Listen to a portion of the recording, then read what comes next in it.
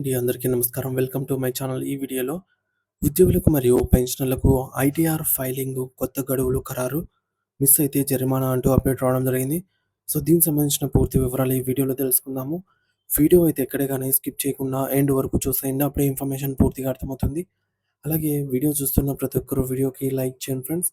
అలాగే ఈ వీడియోని తోటి ఉద్యోగ, పెన్షనర్ మిత్రులతో అయితే షేర్ చేయండి. కొత్తగా మన ఛానల్ చూస్తున్న వారైతే తప్పకుండా మన ఛానల్‌ని సబ్స్క్రైబ్ చేసుకోండి. సబ్స్క్రైబ్ చేసుకోవడం వల్ల నేను చేసే ప్రతి ఒక్క వీడియో మీ వరకు రీచ్ అవుతుంది. ఇక ఆలస్యం చేయకుండా వివరాల్లోకైతే వెళ్ళిపోదాము. ఫ్రెండ్స్, ఇక విషయానికొచ్చినట్లయితే భారతదేశంలోని ప్రతి పన్ను చెల్లింపుదారుడు అత్యంత జాగ్రత్తగా గమనించాల్సిన సమయం అయితే వచ్చింది. సో, కేంద్ర ప్రభుత్వం 2026, 27 అసెస్మెంట్ ఇయర్ సంబంధించి ఐటీఆర్ ఫైల్ దాఖలు చేయడానికి అధికారిక గడువులనైతే ప్రకటించింది. సో, పన్ను వ్యవస్థలో పారదర్శకతను పెంచడానికి మరియు పౌరులు తమ బాధ్యతలను సకాలంలో నెరవేర్చడానికి ప్రభుత్వం యొక్క బకాయిలన్నీ ముందే విడుదల చేసింది. సో, దీనివల్ల చివరి నిమిషంలో వచ్చే గందరగోళాన్ని నివారించవచ్చు. ముఖ్యంగా జీతాలు పొందే ఉద్యోగులు ఐటీఆర్ 1 అంటే ఐటీఆర్ 1, ఐటీఆర్ 2 అలా ఐటీఆర్ 4 వరకు ఉంటాయి కదా ఫ్రెండ్స్. ఆ విధంగా ఐటీఆర్ 1 అండ్ ఐటీఆర్ 2 ఫామ్‌లను ఉపయోగించేవారు తమ రిటర్న్స్‌ను ఈ యొక్క జూలై 31 తేదీలోపు ఖచ్చితంగా ఫైల్ చేయాల్సయితే ఉంటుంది. ప్రస్తుతం ఈ యొక్క పోర్టల్ అందుబాటులోకి వచ్చింది కాబట్టి, అవసరమైన పత్రాలను సిద్ధం చేసుకొని ఇప్పుడే ప్రక్రియనైతే ప్రారంభించడం ఉత్తమము. సో, జూలై 31 అనేది కేవలం ఒక తేదీ మాత్రమే కాదు. ఆ తర్వాత ఫైల్ చేసే రిటర్న్స్‌పై ప్రభుత్వం జరిమానాలైతే విధిస్తూ ఉంది కాబట్టి, ఉద్యోగులు దీనిని గమనించి అప్రమత్తంగా అయితే ఉండాలి. మరోవైపు వ్యాపారస్తులు మరియు ఫ్యూచర్స్ అండ్ ఆప్షన్స్ ఎఫ్ఎన్ఓ అంటాము. ఎఫ్ఎన్ఓ ట్రేడింగ్ చేసే వ్యక్తులు, అలాగే ట్రస్ట్‌లకు ప్రభుత్వం కొంచెం అదనపు సమయాన్ని కేటాయించింది. సో, ఆడిట్ అవసరం లేని చిన్న మరియు మధ్యతరగతి వ్యాపారస్తులకు ఆగస్టు 31 తేదీన చివరి గడువుకైతే నిర్ణయించింది. అలాగే షేర్ మార్కెట్‌లో ట్రేడింగ్ చేసే వారు తమ యొక్క లావాదేవీలను లెక్కగట్టడానికి సమయం పడుతుంది కాబట్టి, ఈ యొక్క అదనపు నెల వారికి ఎంతో ఉపయోగపడుతుంది. అయితే నిర్ణీత సమయంలోగా ఈ యొక్క రిటర్న్స్‌ను దాఖలు చేయకపోతే పన్ను చెల్లింపుదారులు భారీ మూల్యాన్ని చెల్లించుకోవాల్సయితే ఉంటుంది. సో, వార్షిక ఆదాయం రూ. 5,00,000 దాటిన వారికి రూ. 5,000 వరకు లేట్ ఫీజుతో పడే అవకాశం ఉంది. ఒకవేళ ఆదాయం గనుక 5,00,000 లోపు ఉన్న వారికి పరిమితి దాటితే రూ. 1,000 వరకు జరిమానా అయితే విధిస్తారు. దీనికి తోడు మీరు ప్రభుత్వానికి కట్టాల్సిన బాకీ ఉన్నటువంటి పన్నుపై నెలకు 1% వడ్డీ కూడా అదనంగా చెల్లించాల్సి ఉంటుంది. అంటే మీరు ఎంత ఆలస్యం చేస్తే అంత ఎక్కువ భారం మీ జేబు పైనే పడుతుందని అర్థం చేసుకోవాలి. ఐటీఆర్ ఫైల్ చేసే ముందు ప్రతి ఒక్కరూ కొన్ని కీలకమైన నిబంధనలను నిశితంగా పరిశీలించాలి.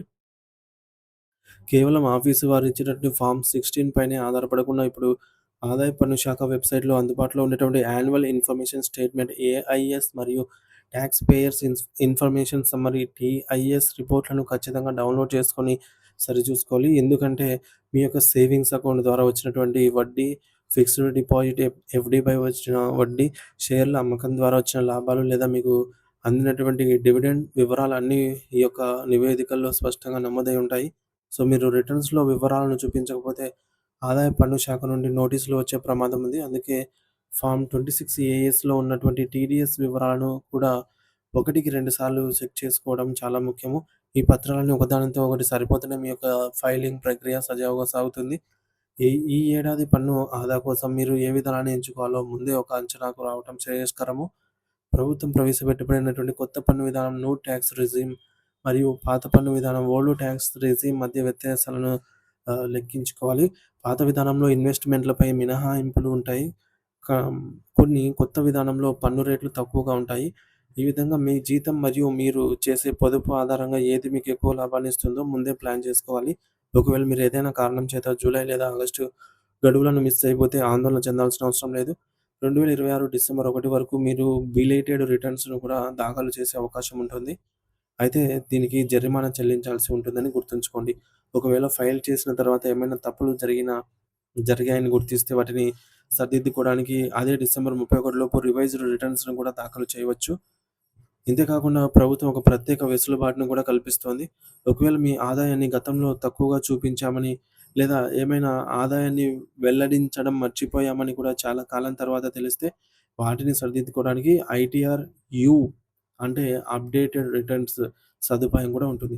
సో, దీనికి 2031 మార్చి 31 వరకు కూడా గడువు ఉంటుంది. అయితే ఇది కేవలం పెండింగ్ ఆదాయాన్ని చూపించడానికి మాత్రమే పనికొస్తుంది తప్ప, నష్టాలను క్లెయిమ్ చేసుకోవడానికి లేదా రీఫండ్ చేసుకోవడానికి ఉపయోగపడదు. సో, మొత్తానికి చూస్తే 2025, 26 ఆర్థిక సంవత్సరానికి సంబంధించి ఈ యొక్క ఐటీఆర్ ప్రక్రియ అనేది ప్రతి పౌరుడి బాధ్యత. సో, గడువు ముగిసిన తర్వాత భారీ జరిమానాలు కట్టడం కంటే ముందస్తు ఆర్థిక లావాదేవీలను సరిచూసుకొని ఈ ఫైలింగ్ పూర్తి చేసుకోవడం వల్ల మీ మానసిక ప్రశాంతతతో పాటుగా ఆర్థిక లాభం కూడా చేకూరుతుంది. సో, మీ టాక్స్ కన్సల్టెంట్‌ను సంప్రదించి లేదంటే స్వయంగా ఆ పోర్టల్‌లో లాగిన్ అయ్యి మీరే మీ మీ వివరాలనైతే అప్డేట్ చేసుకోండి. ఫ్రెండ్స్, ముఖ్యాంశాలేంటంటే ఉద్యోగులకు గడువు, జీతాలు పొందేవారు ఐటీఆర్ 1 అండ్ ఐటీఆర్ 2. సో, ఇందులో అవైలబుల్‌లో ఉన్నాయన్నమాట. వీటికి లాస్ట్ డేట్ వచ్చేసి జూలై 31. ఈలోపు ఫైల్ చేయాలి. వ్యాపారస్తులకు అయితే ఈ గడువును వ్యాప ఆహ్, ఆడిట్ అవసరం లేని వ్యాపారులకు మరియు ఎఫ్ఎన్ఓ ట్రేడర్లకు ఆగస్టు 31 వరకు కూడా చివరి తేదీ ఉంది.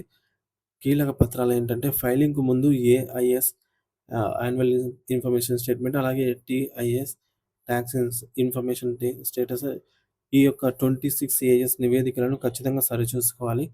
జరిమానాలు గడువు దాటితే ఆదాయాన్ని బట్టి 1000 నుండి 5000 వరకు జరిమానా మరియు ప్రతి నెల 1% వడ్డీ కూడా పడుతుంది. సరిదిద్దుకునే అవకాశం తప్పులుంటే డిసెంబర్ 31 లోపు రివైజ్డ్ రిటర్న్స్‌ని కూడా దాఖలు చేయవచ్చు. అయితే రివైజ్డ్ రిటర్న్స్ దాఖలు చేస్తే పెనాల్టీ పడుతుంది. అప్డేటెడ్ రిటర్న్స్ తప్పులు సరిదిద్దుకోవడానికి ఐటీఆర్ యూ అనేటటువంటి ఆప్షన్ ఉంది. ఇది మనకు మార్చి 31, 2031 వరకు కూడా ఉంటుంది. సో, కేంద్ర ప్రభుత్వం 2026, 27 అసెస్మెంట్ సంవత్సరానికి సంబంధించి ఐటీఆర్ ఫైలింగ్ గడువులను ప్రకటించింది. ఉద్యోగులకు జూలై 31 మరియు వ్యాపారస్తులకు ఆగస్టు 31 చివరి తేదీలుగా నిర్ణయించబడ్డాయి. పన్ను చెల్లింపుదారులు ఏఐఎస్, టీఐఎస్‌ను పరిశీలించి వడ్డీలు మరియు డివిడెండ్స్ వివరాలను పొందుపరచాలి. గడువు దాటితే భారీ జరిమానాలు మరియు వడ్డీ చెల్లించాల్సి ఉంటుంది కాబట్టి ముందస్తు ప్లాన్ చేసుకొని రిటర్న్స్‌ను దాఖలు చేయడం అత్యంత ఉత్తమమైన మార్గము. సో, దీనిపై మీ అభిప్రాయం ఏంటనేది ఖచ్చితంగా కామెంట్ ద్వారా తెలియజేయండి ఫ్రెండ్స్. ఈ వీడియోని తోటి మిత్రులతో అయితే షేర్ చేయండి. Thank you for watching this video.